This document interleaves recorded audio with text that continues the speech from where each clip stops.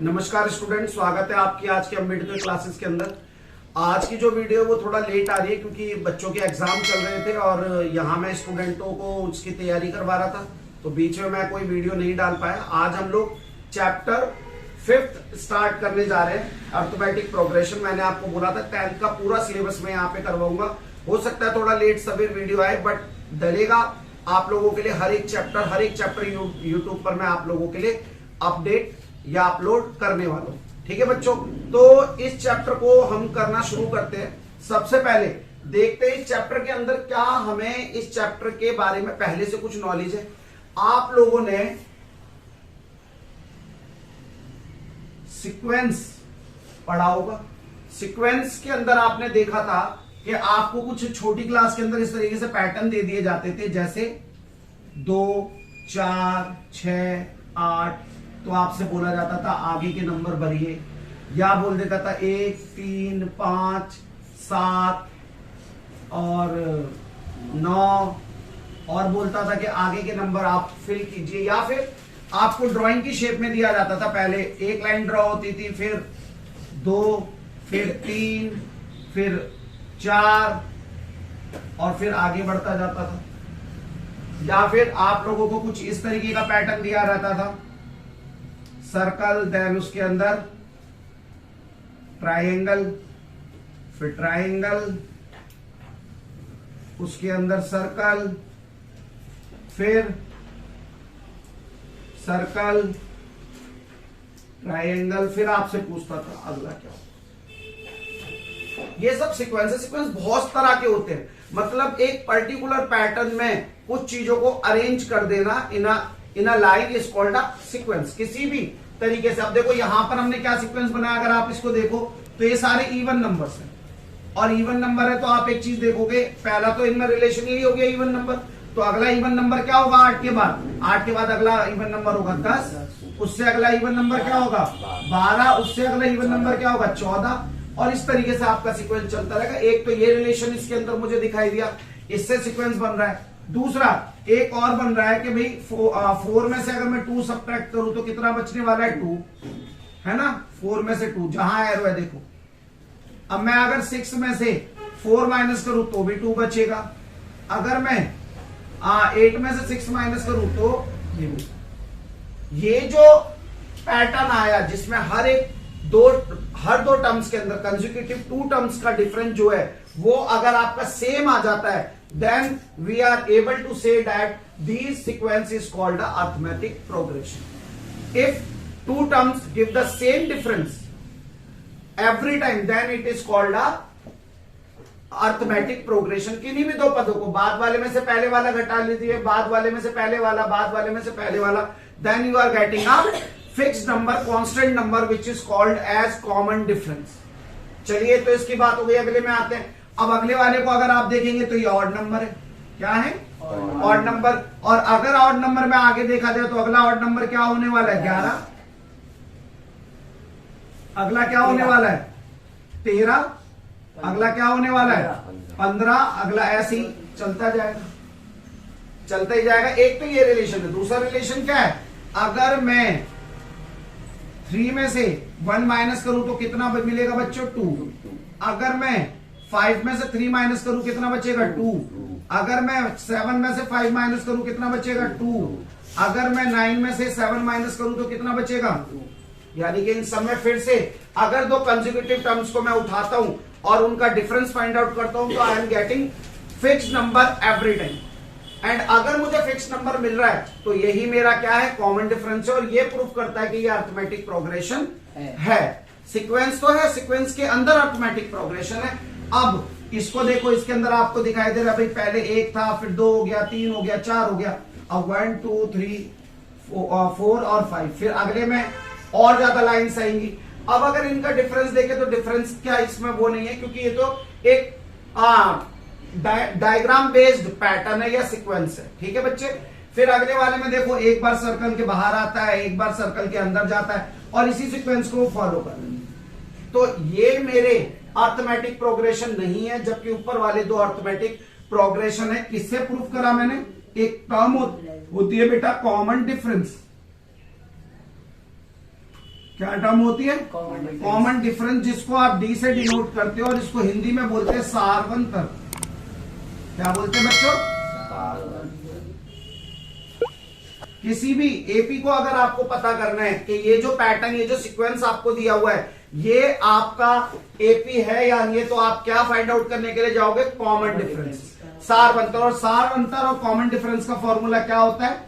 A2 minus A1, A3 minus A2, A4 minus A3 and so on.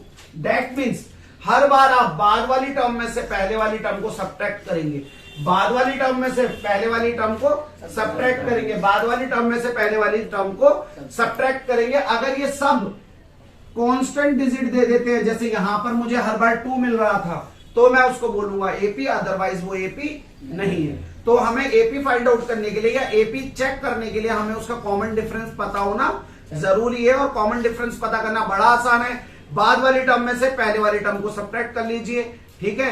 जो आपकी इस pattern से जो भी आपको नंबर मिलता है, अगर वो सेम है तो वो कॉमन डिफरेंस है, अदरवाइज कॉमन डिफरेंस नहीं, यानी कि कॉमन डिफरेंस है। और कॉमन डिफरेंस है तो वो एपी कहलाएगा। उम्मीद है आपको इतनी बात समझ में आई होगी। ओके, अब पहले तो आप इसको नोट डाउन कीजिए, फिर मैं आगे की चीजों को समझाना शुरू करता हूं। Note it down please. तो स्टूडेंट्स, अभी मैंने आपको ये बताया कि आप किस तरीके से अरिथमेटिक प्रोग्रेशन को पहचानोगे कि सीक्वेंस में से कौन सी जो आपका सीक्वेंस है वो अरिथमेटिक प्रोग्रेशन है या कहलाता है। ठीक है बच्चों, अब हम जानते हैं कि अरिथमेटिक प्रोग्रेशन की जनरल फॉर्म क्या होती है। जनरल फॉर्म जो है वो एपी की क्या होती है बच्चों, या ये बोल दे कि एपी किस फॉर्म में होगी। देखो A plus D, A plus 2D, A plus 3D, A plus so on plus A plus में एंड डी तक ये बात जाने वाली है। अब यहां पर ए क्या है बच्चों? ए इज योर फर्स्ट टर्म। क्या है? फर्स्ट टर्म, यानी कि प्रथम पद। भाई लाइन में, स्कूल में जब प्रेयर होती है, लाइन में जो सबसे पहले लगा हुआ है वो आपका ए है, यानी कि फर्स्ट टर्म। ओके बच्चों, उसके बाद डी आप लोगों को मैं बता चुका क्या है, कॉमन डिफरेंस। क्या है? Common difference. अब बच्चों यहां पर एक चीज देखो, मैंने आप लोगों को कॉमन डिफरेंस से पहले इंट्रोडक्शन करा दिया था कि किसी भी एपी को अगर आपको पहचानना है तो पहचानने के लिए आपको कॉमन डिफरेंस की नॉलेज होनी जरूरी है। और यहां पर आप जर्नल एपी से आप एक चीज जान सकते हो क्या, कि कोई भी एपी अगर आपको पता करनी है या बनानी है तो उसके लिए आपको दो ही चीजों की वैल्यू की पता होना जरूरी है। पहला तो प्रथम पद यानी कि फर्स्ट टर्म, और उसका कॉमन डिफरेंस, क्योंकि देखो जनरल एपी में कोई और चीज की हमें जरूरत नहीं है। ठीक है, ये मेरा जो है A1 कहलाता है फर्स्ट टर्म, ये मेरा A2 कहलाता है, ये मेरा A3 कहलाता है, ये A4, और ऐसे करते करते ये मेरा AN तक पहुंच जाता है। अब इसके अंदर कुछ फॉर्मूले हैं, बट फर्स्ट ऑफ ऑल हम ये तो जान लें कि इन चीजों का इस्तेमाल कैसे होगा। चलिए तो बुक उठाता हूं मैं और उसके बाद देखते हैं आगे। बुक दो बच्चे जरा।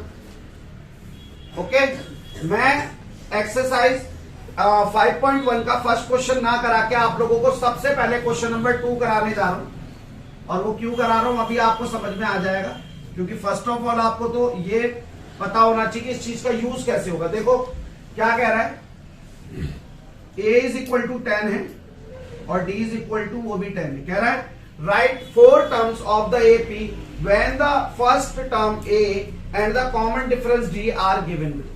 कह रहा है कि एपी ज्ञात कीजिए यदि आपको प्रथम पद और सार्व अंतर दिया हुआ हो। तो देखो हमारी जो एपी है उसके हिसाब से मैं अगर इसको पुट करूं तो क्या होने वाला है बच्चों, ए की जगह पे कितना आने वाला है बच्चों 10, फिर ए की जगह पे 10, डी की जगह पर 10, फिर ए 10, फिर डी 10, यानी कि जहां पर भी ए दिख रहा है वहां पर भी 10 रख रहा हूं, और जहां पर डी दिख रहा है वहां पर भी 10 रख रहा हूं, क्योंकि ए और डी की दोनों की वैल्यू कितनी है 10 है। सॉल्व करोगे 10, ये 20, 20 और 10 30, 30 और 10 40, and that will be your AP. ये वो एपी है जिसका प्रथम पद और सार्वंतर क्या है 10-10 है, जिसका फर्स्ट टर्म और कॉमन डिफरेंस क्या है 10-10 है। चलिए एक पार्ट और आप लोगों के लिए कर देता हूं जो आप लोगों को थोड़ा सा टफ लग रहा हो शायद। This is the 4th one.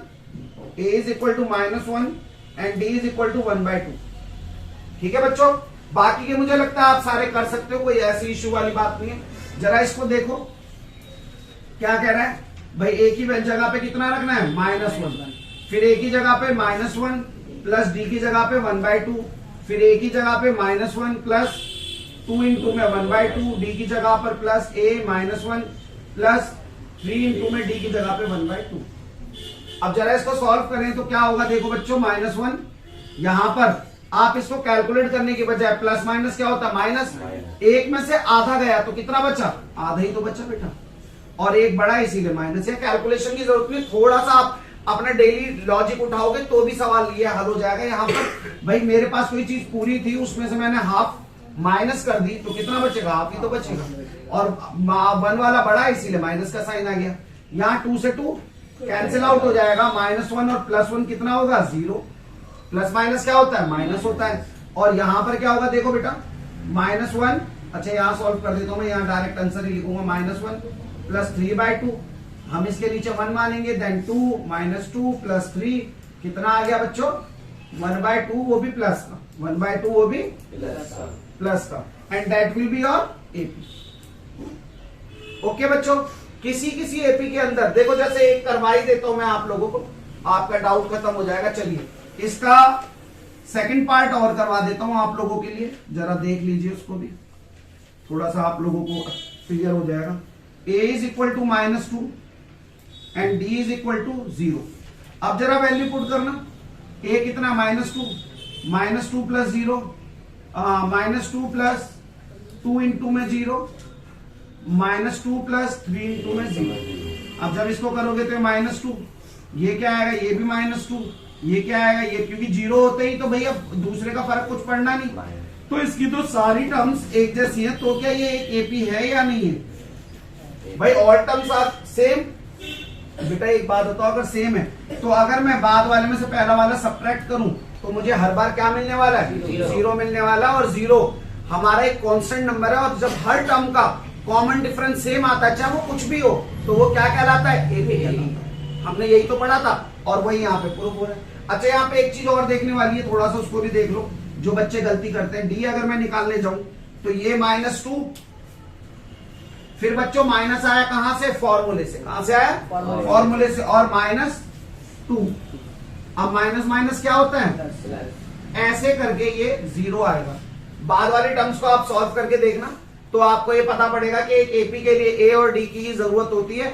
अगर ये दो चीजें आपको पता है, दो टर्म्स आपको पता है, इनकी वैल्यूज आपको पता है, तो आप कोई भी एपी बना सकते हैं। एपी की कुछ भी चीज आप पता करके बता सकते हैं, टर्म की वैल्यू, नंबर ऑफ टर्म्स, वो सब मैं आपको सिखाऊंगा। पहले इसको कीजिए, फिर क्वेश्चन नंबर 3 और 4 बताते हैं, नोट इट डाउन प्लीज।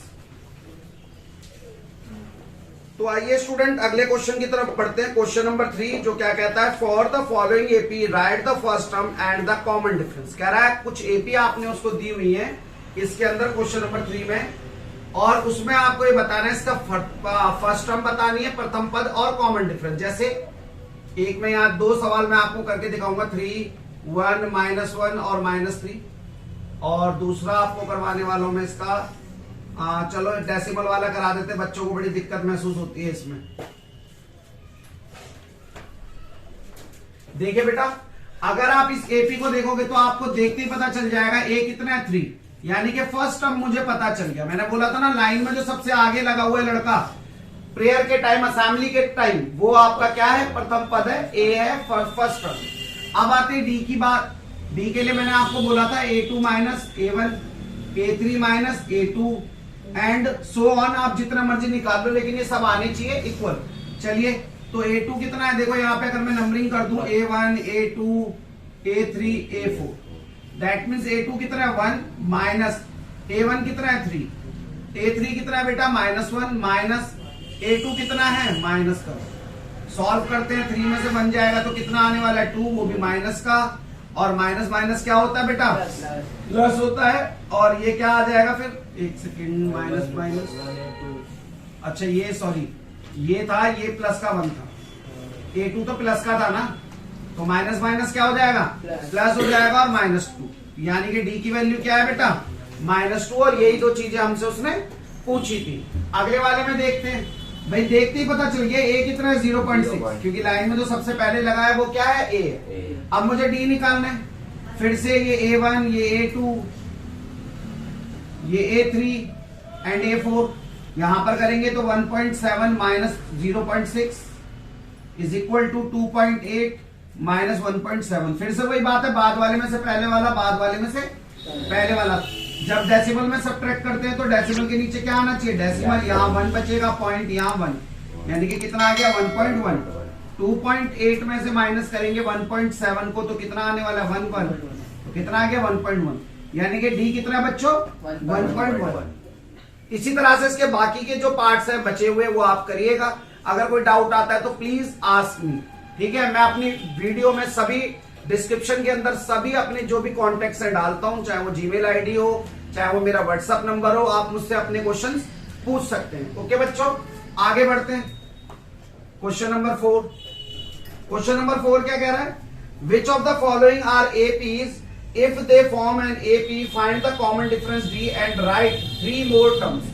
कह रहा है यहां पर एक एपी आपको दी हुई है 2, 4, 8, 16।